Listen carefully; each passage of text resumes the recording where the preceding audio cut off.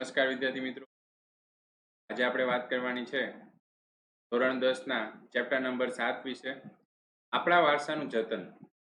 આમ તો નામ ઉપરથી જ તમને થોડો ઘણો ખ્યાલ આવી ગયો હશે કે આપણે 1 થી 6 જે ચેપ્ટર છે એમાં વારસાગત મળી આવતી વસ્તુ જેવી કે સ્થાપત્યો છે, શિલ્પો છે, સાંસ્કૃતિક વારસો જે છે, આવી બધી જે આપણને વસ્તુઓ મળી આવી છે આપણને વારસાગત રીતે, તો એનું જતન જે કરવું એ આપણે ખૂબ જ જરૂરી છે. આપણે અગાઉ એમ પણ જોયા કે આ જે વારસાગત વસ્તુઓ જે છે એના ફાયદા શું છે. તો આપણે ઉદાહરણ આપેલું હતું કે તાજમહેલ જે છે એ પણ આપણને વારસાગત મળી આવ્યું છે. તો તાજમહેલ જે છે એ આપણને એટલો ઉપયોગી છે કે તેના દ્વારા ત્યાંના જે લોકલ પ્રજા જે છે, લોકલ માણસો જે છે, ત્યાંના રહેવાસીઓ જે છે એને તો ખૂબ જ ફાયદો થાય છે. સાથે સાથે વિદેશથી પણ ઘણા લોકો જે છે એ તાજમહેલ જોવા આવે છે. આપણે અગાઉ પણ ચર્ચા કરી કે તાજમહેલ જે છે એ પ્રેમની મૂર્તિ સમાન છે. તો આ તાજમહેલ જોવા માટે અલગ અલગ દેશ વિદેશથી લોકો જે છે એ ભારતમાં આવે છે. તો એને લીધે પણ પ્રવાસન ઉદ્યોગ જે છે, ભારતનો પ્રવાસન ઉદ્યોગ જે છે એને વિશેષ ફાયદો મળે છે. તો આ જે ફાયદો મળે છે એટલે આપણે શું કરવું પડશે, તો કે આપણી જ એક જવાબદારી બનશે. સરકાર છે એ પણ કાર્ય કરે છે, એના વિશે પણ આપણે ચર્ચા કરશું. પણ સાથે સાથે આપણી પણ જવાબદારી બને છે કે આપણે સાંસ્કૃતિક વારસો જે મળ્યો છે એનું આપણે જતન કરવું જોઈએ. અલગ અલગ સ્થાપત્યો જે છે એનું જતન કરવું જોઈએ. તો પહેલો વિચાર આપણને એ જ આવે કે આપણે કેવી રીતના જતન કરી શકીએ. તો એનું તમને એક ઉદાહરણ આપું કે જ્યારે તમે આવા કોઈ સ્થળે આપણે મુલાકાત લેવા ગયા હોય, જેવા કે તમે જુનાગઢ છે તો એનો ઉપરકોટનો કિલ્લો જે છે ત્યાં તમે ફરવા ગયા હોય, તો તમારે ત્યાં કચરો ન કરવો જોઈએ. અથવા તો ઘણા વ્યક્તિઓ જે છે એ પોતાનું નામ જે છે એ પથ્થરોથી લખે છે. કોઈ પણ એક આડાવડી જગ્યાએ જે પથ્થરોથી લખે છે એવું પણ કરવું જોઈએ નહીં. એટલે કે વાસ્તવિક જે વસ્તુઓ જે છે એની સાથે ચેડા ન કરે તો એણે આપણા વારસાનું જતન કરેલું કહેવાય. તો આવી બધી વિશેષ ચર્ચા જે છે એ આપણે કરવાની છે. પછી સરકાર જે છે એ સરકાર જે છે આવા વારસાગત જે જગ્યા જે છે, અલગ અલગ હેરિટેજ જગ્યા જે છે, આવી હેરિટેજ જગ્યાઓનું જતન જે છે એ કેવી રીતના કરે છે એના વિશે પણ આપણે વિશેષ ચર્ચા જે છે એ આ ચેપ્ટરમાં કરવાની છે. તો આપણે વાત કરીએ પ્રમાણે કે જ્ઞાન, વિજ્ઞાન, ધર્મ, સંસ્કૃતિ, કલા આ બધાનું આપણે વિશેષ મહત્વનું ભારતનું મહત્વ પ્રદાન કરેલું છે. અલગ અલગ દેશ વિદેશમાં આની પ્રતીતિ જે છે એ નોંધાઈ રહી છે. તો આવો જે આપણો જે વારસો જે છે એ આપણો વારસો ભારત વર્ષની પ્રાચીન ગરિમાને વ્યક્ત કરે છે. એટલે આપણે એનું જતન અને રક્ષણ કરવું જોઈએ. એની આવશ્યકતા મેં તમને કીધી એ પ્રમાણે કે સાંસ્કૃતિક વારસામાં સાહિત્ય છે, પછી શિલ્પ, સ્થાપત્ય, આના અલગ અલગ બધા જ ચેપ્ટર આપણે એના વિશે ચર્ચા કરેલી છે. જે વિદ્યાર્થીઓએ ન જોયું હોય તે આગળના 6 ચેપ્ટર જે છે એના વિડીયો મેં મૂકેલા છે, તો એ એક વખત જોઈ લેવા. તો એમાં કેનો કેનો સમાવેશ થાય છે, તો સાહિત્યનો વારસો, પછી શિલ્પ અને સ્થાપત્ય, વિવિધ કલાઓ, પ્રાકૃતિક વારસો. પ્રાકૃતિક વારસોમાં આપણે અલગ અલગ જગ્યાઓ કીધેલી, અજંતા ઇલોરાની ગુફાઓ ને એ બધી વસ્તુ જે છે એ પ્રાકૃતિક વારસામાં આવે છે. તો આવા વૈવિધ્યપૂર્ણ આપણે સાંસ્કૃતિક વારસાઓ મળી ગયા છે. અને માનવ સર્જિત પરિબળો દ્વારા તે પ્રકૃતિ અસર પામી છે. એનું તમને એક ઉદાહરણ આપું તો અમુક સમય પહેલા જે તાજમહેલ છે એ તાજમહેલની આજુબાજુમાં એટલું બધું ઇન્ડસ્ટ્રીઓ ને એ બધું નાખવામાં આવેલું હતું કે એના ધુવાડાને લીધે તાજમહેલનો જે રંગ જે છે એ રંગ સે ઝાંખો પડી ગયો હતો. તો આવું થવાનું કારણ શું છે, તો પહેલી જ વસ્તુ કે એની આજુબાજુમાં એવી ઇન્ડસ્ટ્રી નાખવામાં આવી કે જેને લીધે ધુમાડા જે છે એ તાજમહેલની દિવાલને ખરાબ કરી રહ્યા હતા. તો તાત્કાલિક ધોરણે આવી ઇન્ડસ્ટ્રી જે છે એ ઇન્ડસ્ટ્રી બંધ કરવામાં આવી, જેને લીધે આ જે તાજમહેલ જે છે એ પોતાની રીતે પાછું જેવું હતું એવું નવું થઈ ગયું છે અને હાલ એમાં કોઈ જાતનો વાંધો છે નહીં.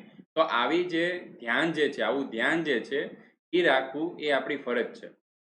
તો અહીંયા આપણે વાત કરીએ કે આપણે જે આ જાણકારી અથવા તો આપણે જે આ સાવચેતી રાખીએ છીએ એને એક આપણે હકારાત્મક દ્રષ્ટિકોણ તરીકે પણ લઈ શકીએ છીએ. જેથી શું ફાયદો થશે તો કે આપણી જે પેઢી છે એટલે કે આપણા જે બાળકો જે છે અને એના પણ બાળકો જે છે એને પણ આવી વસ્તુઓ જે છે એ હેમખેમ જોવા મળશે. તો આપણે આ જે ચેપ્ટર છે થોડુંક વૈચારિક છે એટલે કે આપણે ઉદાહરણ દ્વારા આપણે સમજી શકીએ.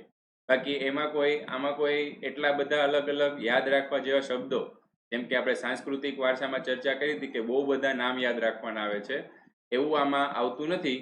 પણ આપણે આપણી રીતે વૈચારિક રીતે કેટલાક જવાબ આપવા પડશે કે ભાઈ હું જો આ કાર્ય કરું તો શું થાય તો સાંસ્કૃતિક વારસાને નુકસાન થવાની શક્યતા રહે અને હું આ કાર્ય ન કરું તો આપણે આ વસ્તુ જે છે એ સાચવી શકીએ. પછી વાત કરી છે એના પછી કે સાંસ્કૃતિક વારસાના સંરક્ષણની અનિવાર્યતા. આપણે હમણાં જ કીધું કે આપણે આ સાંસ્કૃતિક વારસાના જે સ્થળો છે એ શું કામ એને સાચવવા પડે છે તો એના માટે આપણને અગાઉ વાત કરી એ પ્રમાણે કે અમુક જે મુગલોનું આક્રમણ અથવા તો દિલ્હી સલ્તનત કાળ જે છે આ સમયગાળા દરમિયાન ખૂબ જ આવા વારસાગત સ્થળો જે છે એને નુકસાન કરેલું હતું, એને તોડી પાડ્યા હતા. જેના ઉદાહરણ પણ આપણે આપેલા છે કે ભારતની અલગ અલગ વિશ્વવિદ્યાલય આ વિશ્વવિદ્યાલય તો બાળી નાખી છે પણ સાથે સાથે એની અંદર રહેલા પુસ્તકો જે છે એ પુસ્તકો પણ સળગાવી નાખવામાં આવ્યા હતા. તો આ જે ભૂતકાળમાં આપણે જે ભૂલો કરેલી છે, ભૂતકાળમાં જે આવા વ્યક્તિઓ જે છે એના રીતના કાર્ય કરેલા જે છે એ કાર્ય હાલ આપણે ન દોહરાવવા જોઈએ અને આપણે એને નુકસાન ન પહોંચાડવું જોઈએ જેથી કરીને આપણા જે વારસો જે છે આપણા પછીની જે પેઢી જે છે એ પણ આવા દ્રશ્યો અથવા તો આવા જે સાંસ્કૃતિક સ્થળો જે છે એના વિશે જાણકારી મેળવી શકે. તો અહીંયા વાત કરેલી છે કે ભૂતકાળમાં આપણે જે ભૂલો કરી છે તેને વર્તમાનમાં સમજીને ભવિષ્ય માટેની યોજના અને વિકાસની દિશા નક્કી કરવાના વારસો આપણે પથદર્શક બને છે. આ રીતના આપણે વાક્ય લખેલું છે પણ જેની સમજૂતી મેં તમને આપી એ રીતે એ ભવિષ્યમાં જે પેઢી આવે છે એને પણ દ્રશ્યમાન થાય એ પણ આ બધી વસ્તુ વિશે જાણકારી મેળવી શકે એના માટે આપણે સંરક્ષણ કરવું જોઈએ. અને એના માટે તમને ખ્યાલ જ છે કે લોકોમાં પહેલાં તો જાગૃતિ ફેલાવવી પડે. આમ તો એક કાયદો બનેલો જ છે કે આવા જે વિશ્વ ધરોહર સ્થળો જે છે એ વિશ્વ ધરોહર સ્થળ જે છે એને કોઈ નુકસાન પહોંચાડવાનો પ્રયત્ન કરશે તો એને સજા પણ આપવામાં આવશે. તો આ તો કાનૂની કાર્યવાહી થઈ પણ આપણે આપણી રીતે જ આ વસ્તુ સમજવી જોઈએ અને આને નુકસાન પહોંચાડવું જોઈએ નહીં. તો વારસાગત જતન માટે આમ પણ તમને એક એક્ઝામ્પલ આપું તો તમે ધારો કે કોઈ વસ્તુ જે છે વારસાગત સ્થળોમાંથી કોઈ વસ્તુ જે છે એને તોડી પાડી છે તો તમને સજા તો થશે પણ એ વસ્તુ પાછી જેવી હતી એવી ને એવી ગોઠવવામાં ખૂબ જ વધારે તકલીફ પડે છે. માટે સરકારે જ નહીં પણ સામાન્ય પ્રજાએ પણ પોતાની ભૂમિકા નિભાવવી જોઈએ. અને જો આપણે સજાગતા નહીં જાળવીએ તો એનું નુકસાન જે અગાઉ થયેલું છે વિદેશી પ્રજાઓએ આક્રમણ કરી અને અગાઉ જે આવે વારસાગત સ્થળોનું નુકસાન કર્યું છે એવું જ ફરી પાછું નુકસાન જે છે એ આપણા દ્વારા પણ કરવામાં આવશે તો ભવિષ્યમાં આપણી પેઢી જે છે એ આવી વસ્તુઓને જોઈ શકશે. ત્યારબાદ એના ફાયદા શું છે તો એનો ફાયદામાં આપણે વાત કરી હતી કે પર્યટન ઉદ્યોગ અને આપણો વારસો. તો મેં તમને કીધું એ પ્રમાણે ઉદાહરણ આપેલું જ છે મેં તમને તાજમહેલનું. પર્યટન ઉદ્યોગ જે છે એ પર્યટન ઉદ્યોગ ખૂબ જ વધારે વિકાસ પામ્યો છે. આપણને બુકમાં લખેલા એ પ્રમાણે 32 જેટલા હેરિટેજ સાઇટ વારસાગત સ્થળોમાં સમાવેશ પામ્યા છે પણ હાલ 2020માં 38 જેટલા આવા જે સ્થળો જે છે એ નામાંકન થયેલા છે. તો એને વિશ્વના વારસાની યાદીમાં સમાવેશ કરેલો છે. જેનો ફાયદો શું થાય તો અમેરિકામાં બેઠેલો વ્યક્તિ જ્યારે પોતે ગૂગલ સર્ચ કરશે કે ભારતમાં વર્લ્ડ હેરિટેજ સાઇટ કઈ છે અથવા તો ધરોહર સ્થળો જે છે એ ક્યાં છે તો એને બધી ઇમેજ દ્વારા બધી વસ્તુ જે છે એની જાણકારી મળશે. એટલે ન્યાનો બેઠેલો વ્યક્તિ જે છે એને ઉત્સુકતા હશે કે હું આ સ્થળ જે છે એ ભારતમાં જઈને જોઈશ.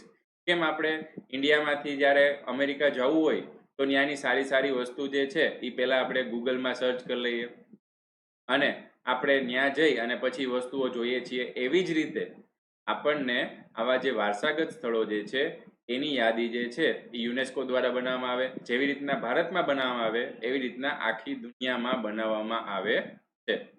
તો આને લીધે શું થાય છે તો કે દેશ વિદેશથી પ્રવાસીઓ જે છે એ આપણી સંસ્કૃતિને જાણવા માટે આ ભારત દેશમાં આવે છે. કેટલાક લોકો જે છે એ જોવા આવે છે, કેટલાક લોકો છે એ સંશોધન કરવા આવે છે, અને કેટલાક લોકો જે છે એ પોતાનો ઉદ્યોગ જે છે એ સ્થાપવા માટે આવે છે. તો એને લીધે ફાયદો શું થશે? મેં તમને કીધું એ પ્રમાણે કે નજીકના જે લોકો જે છે એ લોકોને રોજગારી મળશે. ત્યાંના નજીકના લોકો જે છે એટલે કે અમુક ગરીબ વર્ગની પ્રજા જે છે એ પોતે લારી રાખતા હોય, અમુક અમીર માણસો જે છે એ રેસ્ટોરન્ટ છે એ ત્યાં સ્થાપતા હોય. પછી તો કે બીજો ફાયદો થશે ટ્રાન્સપોર્ટેશનનો. મેં તમને કીધું એ પ્રમાણે કે અમેરિકાથી પ્લેનમાં ભારતમાં આવે, ત્યાંથી લઈને બસમાં કોઈ સ્થળે પહોંચે, ત્યાં પોતે ટેક્સી બાંધે. તો આટલા બધા જ ફાયદા જે છે એ આપણા ભારત દેશને થશે. તો આ જેનો ફાયદો છે. અને ટુરિઝમ ઉદ્યોગ આમ તો તમને જો ઉદાહરણ આપું તો અમેરિકા છે, સ્વિટ્ઝરલેન્ડ છે, આ બધા દેશ એવા છે કે ત્યાંનો જે આખી વર્ષની જે આવક થાય છે એમાં આશરે 50% જેટલો એને ફાયદો જે છે એ ટુરિઝમનો, એટલે કે જે ત્યાં ફરવા જાય છે વ્યક્તિઓ, એનો એને સૌથી વધારે ફાયદો થાય છે. અને તમે ક્યારેક અલગ અલગ જગ્યાએ જો તમે ગુજરાતમાં ને એમાં ગયા હોય, એનું એક ઉદાહરણ તમને જુનાગઢનું જે પ્રાણી સંગ્રહાલય જે છે એ પણ આપી શકું. અને એ જે ઉદાહરણ છે એ તમને કેવા શું માગે છે, હું તમને આખી વસ્તુ સમજાવું કે જુનાગઢનું જે પ્રાણી સંગ્રહાલય જે છે એમાં તમે જુઓ તો જે બહારના વિદેશી વ્યક્તિઓ જે છે એ વ્યક્તિઓનું ભાડું જે છે એનું ભાડું જે ભારતના લોકલ વ્યક્તિ એટલે કે ગુજરાતના વ્યક્તિ, રાજસ્થાનના વ્યક્તિ, આ બધા વ્યક્તિઓનો ભાડા કરતા 10 ગણું ભાડું હોય છે. જેવી વસ્તુ આપણે કરીએ છીએ એવી જ વસ્તુ છે એ લોકો કરે છે. સામાન્ય રીતે તમને ઉદાહરણ આપું તો ધારો કે તમે જે છે એ પ્રાણી સંગ્રહાલયમાં તમે જો જાઓ છો તો તમારી ટિકિટ આશરે 20 રૂપિયા કે 30 રૂપિયા હોય. તો એ જ જગ્યાએ જો અમેરિકાથી કોઈ વ્યક્તિ જે છે એ અમેરિકાથી વ્યક્તિ આવેલો હોય તો તેની જે ટિકિટ છે એ આશરે 200 થી 300 રૂપિયા હોય. તો આપણે જેમ એ લોકો જેમ કરે છે એ લોકો પણ એવી રીતના જ કરે છે કે ત્યાંના જે લોકલ વ્યક્તિઓ એનું ભાડું ઓછું હોય, જ્યારે વિદેશી વ્યક્તિઓ હોય તો એનું ભાડું વધારે હોય. તો એવી જ રીતના ભારતમાં પણ એવું કરી શકે છે. અને બીજું શું કરે તો કે ત્યાંનો કોઈ માર્ગદર્શક રાખે, એ વ્યક્તિઓ જે છે એ ટુરિસ્ટ ગાઈડ રાખે તો એનો પણ વ્યવસાય જે છે એનો વિકાસ થાય છે. તો આ બધી વસ્તુઓ જે છે એ જો આપણે વારસાને જાળવી રાખશું તો જ આ બધી વસ્તુ આપણને જોવા મળશે, તો જ આ વસ્તુઓ જે છે એ આપણને ફાયદો કરાવશે. અને એને લીધે ટુરિસ્ટમાં તો ફાયદો થાય, ટુરિસ્ટનો જે બિઝનેસ છે એમાં તો ફાયદો થશે, સાથે સાથે ત્યાંના લોકલ વ્યક્તિઓ જે છે એ લોકલ વ્યક્તિઓને પણ ફાયદો થશે. જેમ કે તમે કોઈ નાગવા બીચ ઉપર કેવી રીતના ફરવા ગયા હોય, દીવમાં ને એમાં ફરવા ગયા હોય તો ત્યાં બીચ તો છે જ, પણ સાથે સાથે કેટલી બધી રેકડીઓ છે, કેટલા બધા ઘોડેસવારી જે છે, પછી નૌકા વિહાર, ત્યાં અલગ અલગ વસ્તુઓ, બોટ ને એવું બધું રાખેલું છે, ફોટોગ્રાફી માટેના અલગ અલગ લોકેશન છે.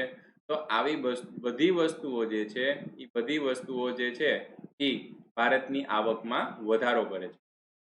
ત્યારબાદ આપણે વાત કરીએ કે સરકાર જે છે એ સરકારે પણ અમુક પગલાં જે છે એ વારસાગત સ્થળોની જાળવણી માટે લીધેલા છે. તો વારસાની જાળવણી માટે અને સંરક્ષણ માટે થયેલા પ્રયાસો અહીંયા આપણે વાત કરીએ તો ઈસવીસન 1992માં ભારતીય વન્યજીવો માટેના બોર્ડની રચના કરવામાં આવેલી હતી. વન્યજીવોના સંરક્ષણ માટે તમને એક વાત કહું તો આપણે જે સિંહ જે છે એ આપણને ખાલી ભારતમાં, આપણે આખું એશિયા ખંડની વાત કરીએ તો એશિયા ખંડમાં ખાલી ભારતમાં આવેલું ગુજરાતમાં આવેલું ગીર સોમનાથ અને જુનાગઢ જિલ્લો અને અમરેલી તથા પોરબંદર, એટલે એટલા જ વિસ્તારમાં ખાલી એશિયાટિક લાયન જે છે એ આપણને જોવા મળે છે.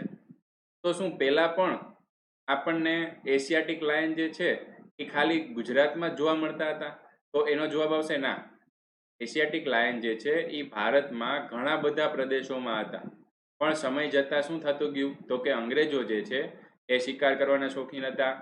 ત્યારબાદ મુસ્લિમ જે છે મુસ્લિમ આક્રમણ થયા એમાં મુસ્લિમ શાસકો જે છે એ પણ શિકાર કરવાના શોખીન હતા, અને એમાં પણ સિંહનો શિકાર કરવો એ પોતાની આબરૂ જે છે એને ખૂબ જ ઊંચી માનતા, કે સિંહનો શિકાર કરવો એ ખૂબ જ ઊંચી એવી એની પોતાની પદવી માનતા હતા.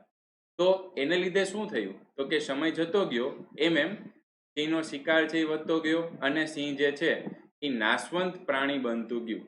અને તમને એક ઉદાહરણ આપું તો જુનાગઢ જે છે એમાં આવેલા સિંહ જે છે એ પણ એક સમય એવો આવત કે સિંહ જે છે એની સંખ્યા માત્ર 11 જેટલી જ વધી હતી. એટલે કે ગુજરાતમાં જુનાગઢમાં આવીને પણ એ લોકો શિકાર કરતા હતા, તો માત્ર 11 જ સિંહની સંખ્યા વધી હતી. પણ જે છેલ્લો શાસક હતો ગુજરાતનો, જે જુનાગઢ જિલ્લાનો અથવા તો જુનાગઢ જે રજવાડું હતું એનો જે છેલ્લો શાસક હતો મોહબ્બત ખાન ત્રીજો, એના અથાગ પ્રયત્નથી એને પછી સિંહના શિકાર ઉપર રોક લગાડી દીધી, અને એના અથાગ પ્રયત્નથી હાલ આપણને સિંહની સંખ્યા જે છે એ 500 જેટલી જોવા મળે છે. અને એનો ફાયદો શું થાય છે, તો દેશ વિદેશથી લોકો જે છે, ભારતના જ નહીં પણ બહારથી આવતા લોકો જે છે એ પણ આજે સિંહ દર્શન કરવા માટે જુનાગઢ છે, ગીર સોમનાથ છે, પોરબંદર છે, આવા જિલ્લાઓમાં જાય છે. તો આ જ વસ્તુ આપણે સમજવાની છે કે જો આપણે આવી રીતનો જે પ્રાણી જે છે, પ્રાણીઓનું સંગ્રહ અથવા તો પ્રાણીઓનું સંરક્ષણ કરશું તો એ વસ્તુ ભવિષ્યમાં આપણને જ ફાયદો પહોંચાડવાની છે. તો આ જે છે એ વન્યજીવન બોર્ડ જે છે એની રચના કરવામાં આવી, અને એના સંરક્ષણ માટેના, પ્રાણીઓના સંરક્ષણ માટેના અલગ અલગ સાધનો પૂરા પાડવામાં આવે, જેમાં રાષ્ટ્રીય ઉદ્યાન એટલે કે નેશનલ પાર્ક. હવે નેશનલ પાર્ક વિશે તમને જણાવું તો તમે ગીર નેશનલ પાર્ક ક્યારેક ને ક્યારેક જો કદાચ મુલાકાત લીધી હોય અને ન લીધી હોય તો એના વિશે તમને જાણકારી આપું તો એમાં શું હોય કે એ જે જગ્યા જે છે એમાં કેટલીક પ્રવૃત્તિ જે છે એના ઉપર રોક લગાડી દીધી હોય, એટલે કે ત્યાંના પ્રાણીઓ જે છે એને નુકસાન નહીં પહોંચાડવાના, અને એનો જે સમયગાળો છે એ સમયગાળો પણ ફિક્સ હોય છે કે આપણે પાસ લઈને એમાં અંદર જવું પડે, અને અમુક સમય બાદ આપણે એમાંથી બહાર નીકળી જવું પડે. એ જે જગ્યા જે છે એમાંથી બહાર નીકળી જવું પડે. તો એ નેશનલ પાર્ક અથવા તો રાષ્ટ્રીય ઉદ્યાન જે છે એની ઓળખ દર્શાવે છે. પછી અલગ અલગ પક્ષી વિહારો બાંધવામાં આવ્યા, અલગ અલગ પક્ષી ઘરો બાંધવામાં આવ્યા, અને એની સૂચના પ્રમાણે જ વન્યજીવોના સંરક્ષણ પ્રત્યે જાગૃતિ ફેલાવવાનું કાર્ય કરેલું છે. તો આ વસ્તુની મેં તમને જાણકારી આપી જે 1952માં ભારતીય વન્યજીવન બોર્ડની રચના કરવામાં આવી એના વિશે. ત્યારબાદ વાત કરીએ આપણે 1972માં.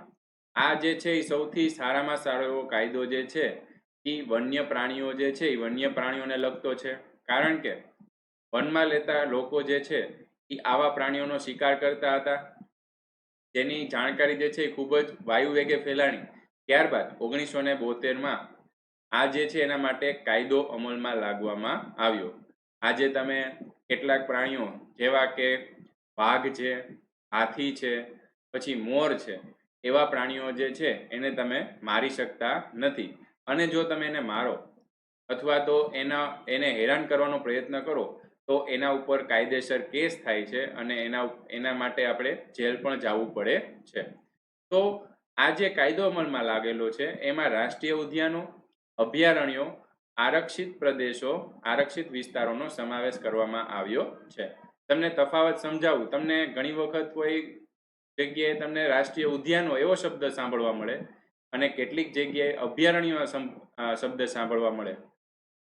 તો અહીંયા આપણે વાત કરીએ તો ગીર છે તો ગીરનું અભયારણ્ય પણ છે અને ગીરનું રાષ્ટ્રીય ઉદ્યાન પણ છે. તો બે વચ્ચેનો તફાવત શું છે? તો ઉદ્યાનો, રાષ્ટ્રીય ઉદ્યાનો જે છે એનું એ જે છે એ સૌથી વધારે રિસ્ટ્રિક્ટેડ એરિયા, એટલે કે ત્યાં જે છે જવા માટે પરમિશન લેવી પડે, અથવા તો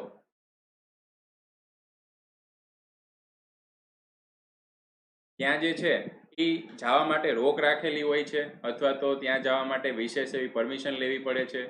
અને અભયારણ્ય જે છે એ સામાન્ય એવો આરક્ષિત કરેલો વિસ્તાર જે છે એને અભયારણ્ય કહેવામાં આવે છે, એટલે કે એમાં આપણે કાંઈ પાસ લેવાની કે એવી કાંઈ જરૂર નથી પડતી, પણ એ જગ્યાએ પણ આપણે અમુક વસ્તુની ધ્યાન રાખવાનું હોય, અમુક બાબતો જે છે એ ખાસ ધ્યાન રાખવાની હોય છે. ત્યારબાદ દેશમાં નવા રાષ્ટ્રીય ઉદ્યાનો જે છે એની રચના કરવામાં આવી. કોના દ્વારા? તો કે આ જે બોર્ડની સ્થાપના થયેલી હતી એના દ્વારા નવા રાષ્ટ્રીય ઉદ્યાનોની સ્થાપના કરવામાં આવી અને નવા અભયારણ્યોની સ્થાપના કરવામાં આવી. અને ત્યારબાદ વાત કરીએ આપણે વારસાગત જે સ્થળો છે એ વારસાની જાળવણી અને રક્ષણ માટે દેશના કાયદાઓ જે છે એ વિશાળ પરિપ્રેક્ષ કરવામાં આવ્યા. એટલે કે આપણે હવે પહેલા તો કાયદાકીય બાબત નથી, પણ હવે જો આપણે કોઈ આવા વારસાગત સ્થળોનું નુકસાન પહોંચાડીએ તો કડક કાયદા જે છે એ કડક કાયદા અમલમાં મૂકેલા છે અને એને સજા પણ આપવામાં આવે છે. ત્યારબાદ આપણે વાત કરીએ તો સરકારની સાથે સાથે કેટલીક વિવિધ સંસ્થાઓ, કેટલીક વિવિધ કાર્યકર્તી સંસ્થાઓ જે છે એ સંસ્થાઓ તથા સમિતિઓ જે છે એને પણ પર્યાવરણ અને વન્યજીવનના સંરક્ષણ માટે ખૂબ જ ઉપયોગી એવું કાર્ય કરેલું છે. જેના આપણે ઉદાહરણ આપીએ તો ઈસવીસન 1883માં સ્થપાયેલી મુંબઈ પ્રાકૃતિક ઇતિહાસ સમિતિ જે છે, આવી જે સંસ્થા જે છે એ ખૂબ જ જૂની એવી સંસ્થા છે. અને હાલમાં જો આપણે વાત કરીએ તો હાલમાં આવી સંસ્થા કોઈ એક કાર્ય કરતી હોય તો એ છે ગીર ફાઉન્ડેશન નેચર ક્લબ. આવી સંસ્થા જે છે ગીર ફાઉન્ડેશન અને નેચર ક્લબ, આવી જેવી સંસ્થા જે છે એ પર્યાવરણનું જતન કરે છે. તો આ વાત કરીએ આપણે પર્યાવરણ જે આપણને અમૂલ્ય વારસો મળેલો છે, તો આ વારસો જે છે એનું જતન કરવું એ દરેક નાગરિક છે એની મૂળભૂત ફરજ છે. અને આગળના લેક્ચરમાં આપણે આ ચેપ્ટર જે છે એમાં અલગ અલગ સરકાર દ્વારા જે કાર્ય કરવામાં આવે છે અને માણસે પોતાને કઈ કઈ જાળવણી પોતાની રીતે રાખવી જોઈએ એના વિશે ચર્ચા જે છે એ આપણે આગળના લેક્ચરમાં કરશું. આભાર.